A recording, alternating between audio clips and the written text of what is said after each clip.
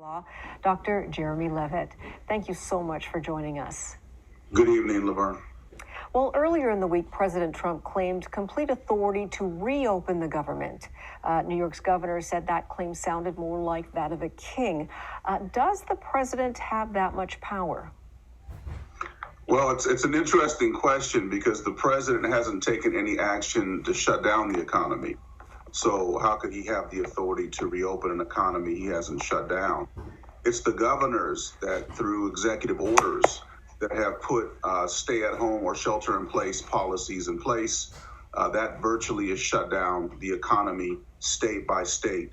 The president has taken action under the National Emergencies Act, and that act gives him very broad authority to take action when there's a natural disaster or when there's a national emergency like we have now. But in this case, he hasn't taken any action that reflects the economy. So I'm not quite sure what he's referring to. Certainly, he's friendly with totalitarian leaders, but we're a democracy. And until he takes such action, he can't undo such action. So I would say that the president probably wants to, in some ways, decrease the guidelines that the nation has put forward, but those aren't legal guidelines. Those are just guidelines issued by the White House, and he's thinking that governors then will have the justification they need to begin to reopen the economy. But all the science shows and all the scientists at the CDC are saying that we're not ready for that yet. And if there is a reopening of the economy per se, meaning that businesses are allowed to open and people are allowed to move out of their shelter-in-place positions, we could very quickly see a spike in the virus again. We're not nearly on top of this. There's not enough testing available, and certainly there's no vaccine. So to do so at this point would be extremely unwise. Well, if the states and businesses did reopen and have people go back to work, who would be held responsible if more people then got sick? Well, I think the states where the people live and the businesses that are employing them could potentially have some liability. If businesses reopen, remember that you can't order businesses to open. You can shut them down, but you can't order them to open.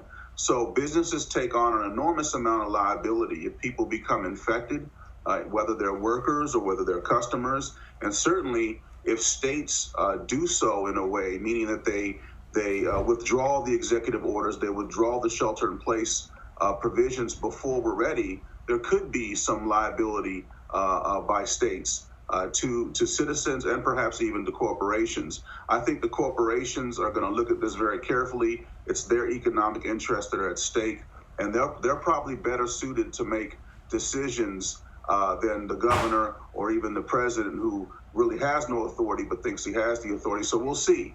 But certainly there will be liability if there are business owners that engage in practices that put the public health at risk. So we're hearing tomorrow that there are some sort of plans to reopen. Do you think this is maybe just a set of recommendations to governors that President Trump will be offering? Yeah, I think that after he makes these pronouncements, there are people who sit him down and pat him on his back and say, Mr. President, you're just not allowed to do this. This is not the way it works. But I think he wants to see the economy open. Remember, 2 weeks ago, he was talking about reopening the economy around Easter. Easter has passed. I think he's eager to do it. I think there are some states and some governors that want to follow suit. On the whole, it's an extremely bad idea. And here we just have to balance these two things. We have the economy on one side and we have public health on the other.